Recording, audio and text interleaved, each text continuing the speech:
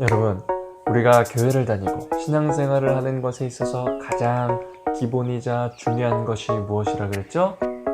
하나님이 누구신지 제대로 아는 것입니다. 이 세상을 창조하시고 다스리시는 분이 누구라고요?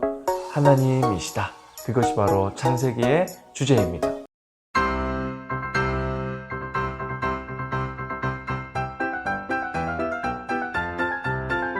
여러분 반갑습니다. 우리 1학년부터 6학년 모든 학생들 너무나 환영하고요. 오늘도 우리가 하나님 말씀을 배우는 이 양육 시간을 통해서 우리의 신앙이 아주 풍성히 성장하는 은혜가 있길 주님이 기도합니다. 특별히 이번 주일은 부활 주일을 기념하는 예배로 드려집니다. 토요일 2시에 우리 지하 본당에서 우리 유초등부 예배로 함께 예배 드릴 거고요. 그리고 주일에는 부모님과 함께 10시 혹은 12시에 우리 교회에 나와서 우리 부활을 기념하는 예수님을 기억하는 예배를 드리면 좋을 것 같아요. 그래서 가능하면 우리 학생들 우리가 코로나부터 우리가 안전을 잘 유지하면서 동시에 꼭 예배드리고 예배할 수 있는 우리 유초등부가 되길 바랍니다. 우리 지난주에 이어서 우리가 창세기를 또 계속해서 배워보고자 합니다. 지난주 우리 영상에 보니까요, 우리 주원이, 배주원 학생이 너무나 훌륭한 질문들을 유튜브 영상 댓글에 남겨놓아서 전사님이 답을 해주었어요. 여러분도 혹시 궁금하다면 지난 영상 한번 꼭 댓글 보길 바래요. 그리고 열심히 우리 들었다라는 것들, 그리고 궁금한 것들 댓글로 남겨주면 전사님이 잘 확인해서 우리 양육을 진행하는데 힘도 되고 도움이 될 것 같으니까 우리 선생님들 그리고 우리 모든 학생들 우리 댓글 질문들을 우리 카톡방 혹은 우리 유튜브에 꼭 해줄 것 같습니다. 지난 시간에는 창세기 1장부터 4장까지의 내용을 배웠어요. 하나님께서 이 온 우주와 그리고 마지막 주인공 하이라이트고요, 사람을 만드셨다. 근데 그 사람은 하나님의 명령을 거역하고 말아버리죠. 그래서 선악과가 왜 우리에게 필요한지, 선악과가 어떤 의미가 있는지 살펴보았고, 그 선악과를 따먹은 이후에 우리 인간의 결과가 무엇인지 보았고, 그리고 사탄이 어떻게 우리를 속였는지 또한 한번 살펴보았어요. 그 뒤에 우리 오늘 창세기 5장부터 그리고 11장까지의 내용을 함께 살펴봅시다. 핵심 2가지 사건을 한번 살펴보고자 해요. 첫 번째는 바로 노아와 홍수 사건, 두 번째는 바벨탑 사건을 살펴보려고 합니다. 첫 번째는 우리 노아와 홍수에 관한 이야기를 살펴봅시다. 아담과 하와 우리 창세기 3장 그리고 가인과 아벨 창세기 4장 사건 이후에 사람은 계속해서 많아집니다. 근데요, 사람이 계속해서 많아지면 많아질수록 뭐가 많아진다? 죄가 많아져요. 그래서 이 땅에 정말 하나님 보시기에 악한 죄들이 가득하게 됩니다. 그래서요, 너무나 안타깝게도 슬프게도 무섭게도 하나님께서 온 인류를 심판하시기로 뜻을 정하십니다. 와, 온 인류를 심판하시기 위해서 하나님이 뜻을 정하신 거예요. 그러던 중에 하나님께서 그 당시에 의인이라 불린 한 사람, 노아라는 한 사람을 부르십니다. 그리고 그 노아에게 방주를 만들라고 해서 노아는 하나님의 명령 따라 방주를 만듭니다. 자, 방주가 어떤 방주냐? 이거 보니까요, 와, 이거 보이죠? 길이는 137m, 너비는 23m, 높이는 14m. 미국 축구장보다 길이가 더 길고 혹은 약간 좁은 3층의 배였다고 합니다. 실제로 미국 켄터키주에서요, 3년 전에 방주 크기를 재현한 이 방주랜드가 뉴스에 나온 적이 있어요. 와, 이 크기를 보세요. 어마무시하게 크죠? 정말 수많은 사람이 들어갈 수 있는 아주 큰 방주입니다. 하나님이요, 노아란 한 사람을 부르시고 방주를 만들라 명령하세요. 왜 그러셨을까요? 바로 물로써 심판하시기로 하나님이 뜻을 정하셨기 때문에. 근데요, 중요하고 놀라운 사실 한 가지가 있어요. 우리 노아 할아버지가 열심히 방주를 만들 때 비가 이미 많이 오고 있었을까요? 아니면 비가 한 방울도 오지 않았을까요? 그렇죠. 비가 한 방울도 오지 않았던 상황이었습니다. 그러나 노아는요, 하나님의 명령이 떨어지자 그 명령에 순종합니다. 비가 한 방울 떨어지지 않지만 하나님의 말씀을 믿고 노아의 방주를 만들었다라는 것이죠. 결론적으로는 그 방주에 노아의 가족들, 정결한 짐승 암수 7쌍, 부정한 것은 2쌍씩 해서요, 그들만 구원을 받게 되고 엄청난 비와, 성경 말씀을 보니까 깊은 샘들이 터지며 하늘이 열렸다. 창세기 7장 11절입니다. 하늘 문이 열리고 땅의 문이 열려 150일 동안 온 땅에 물이 가득했습니다. 하나님의 심판이 하나님의 말씀대로 이루어졌다는 거죠. 홍수 사건을 통해서 우리는 두 가지를 기억할 수 있어요. 첫 번째, 진짜 신앙은요, 내 인생의 선두에 하나님의 말씀을 두는 인생이라는 겁니다. 눈앞에 그것이 보이지 않고 이루어지지 않을 것 같은 그 일도요, 하나님 말씀은 반드시 이루어진다라는 믿음이 우리에게 필요하다. 가짜 믿음은요, 감정 위에 세우는 믿음입니다. 나의 감정에 의지해서 나의 믿음이 왔다 갔다, 오늘 교회 가고 싶으면 가고 오늘 교회 가기 싫으면 안 가고가 아니라 하나님의 말씀이 우리의 인생에 중요하고 묵직한 기준이 되어서요, 그것을 통해 결정하는 믿음이 진짜 믿음이라는 것이죠.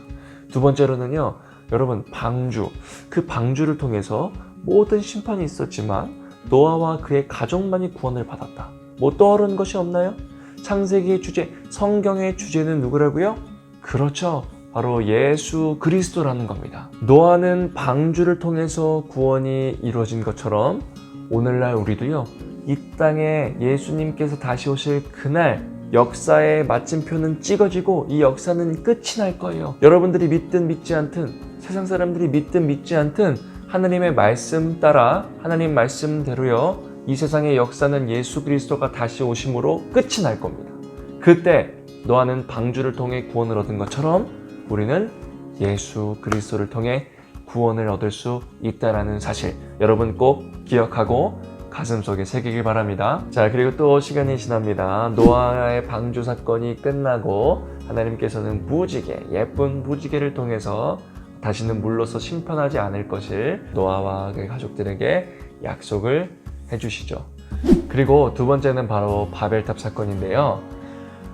홍수 이후 노아의 가족들로부터 이제 새롭게 역사가 시작되는 거예요. 그래서 노아의 자손이 이제 많아지면 많아질수록, 사람이 많아지면 많아질수록 뭐가 많다고요? 죄가 많다고요.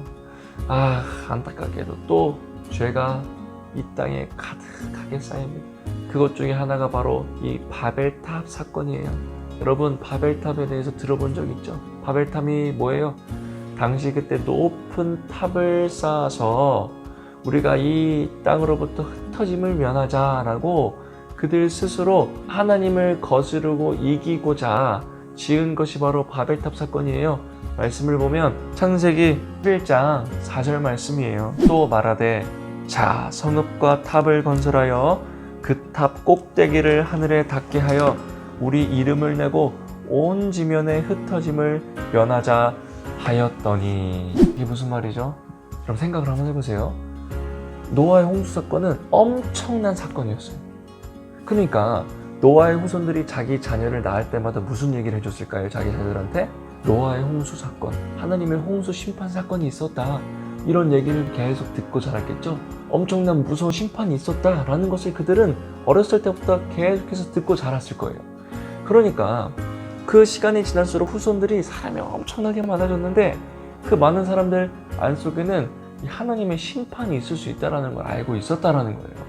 그러니까 그 심판을 면하기 위해서 자신들의 방법과 자신들의 이 힘을 동원해서 하나님을 심판을 이겨보려고 어떻게 했어요?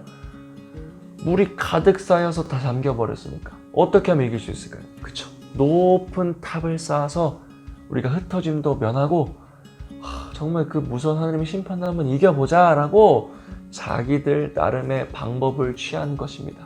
물에 잠기지 않는 높은 탑을 쌓아서 우리의 힘으로 사는 최고의 세상을 한번 만들어 보자라고 만든 것이 바로 바벨탑이라는 거죠. 여기서 잠깐, 바벨탑은 상상으로 만들어진 신화가 아닙니다.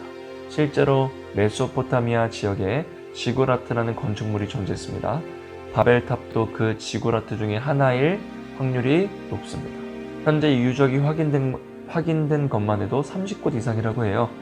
이 지구라트는 BC 1200년에 5단으로 만들어진 것이죠. 높이는 50m였다고 합니다. 하지만 그들의 생각대로 되었을까요? 어떻게 되죠? 하나님께서요, 하루아침에 그들의 언어를 섞어버리십니다. 어느 날 같이 일을 하고 열심히 얘기를 하는데 갑자기 하루아침에 말이 통하지 않는 거예요. 이 사람이 지금 무슨 말을 하고 있나? 저 사람은 무슨 말을 하고 있나? 그래서 어쩔 수 없이 사람들은 자기와 언어와 맞는 사람들끼리 모여서 살게 되겠죠. 자연스럽게 흩어지게 됩니다. 여러분, 오늘날도요, 많은 사람들은 여전히 착각을 해요. 과학이 영원한 삶을 줄 것이다. 돈이 영원한 삶을 보장해 줄 것이다. 성공이 영원한 삶을 인도해 줄 것이다. 과연 그럴까요? 그렇지 않다라는 거예요. 오늘 말씀을 통해서 우린 이것들을 확실하게 알고 정리해야 됩니다. 하나님의 손 쓰시면 1초 만에 모든 역사는 끝이 납니다. 그러면 우리는 누구의 편에 서는 것이 좋은 것일까요? 하나님 편에 서는 것이죠. 전사님이 기도하면 기도할수록 우리 유초등부 학생들은요, 하나님의 특별한 부르심을 받은 자들이에요. 이 교회를 이끌어갈, 이 나라를 이끌어갈 정말 하나님의 영적인 말씀의 리더들이 될 줄로 믿습니다. 그렇기 때문에 여러분, 이 창세기를 통하여서 하나님이 누구신지 바르게 알아야 되고, 그리고 예수님을 통해서 구원받는다는 것을 여러분이 알아야 되고, 그리고 하나님께서는 반드시 이 역사의 마침표를 찍는 심판을 행하실 것이다. 그러면 우린 누구 편에 서야 된다? 하나님 편에 서야 된다. 이것이 창세기 1장부터 11장까지의 아주 중요한 주제. 말씀을 바르게 하는 자가 하나님을 바르게 아는 자입니다. 여러분, 양육이 조금 어렵더라도, 우리 저학년 학생들 어렵더라도 포기하지 말고 끝까지 우리 함께 갔으면 좋겠고, 우리 고학년 학생들도요, 열심히 적극적으로 이 하나님께서 주신 기회를 감사함으로, 기대함으로 우리가 양육 한번 끝까지 기대함으로, 기도함으로 함께 해나갔으면 좋겠습니다. 지난주 양육 필기가 조금 뜸했어요. 양육 필기가 끊이지 않게끔 여러분 열심히 받아줬고, 이해가 되지 않는 부분들은 꼭 질문을 하고 이해가 되는 만큼 잘 노트 필기를 해서 우리 다시 모여 예배할 그때 선생님의 특별한 상을 여러분 모두가 받길 바랍니다. 우리 유초등부 모든 학생들 정말 사랑하고요. 이번 주에 보도록 하겠습니다. 안녕, 파이팅!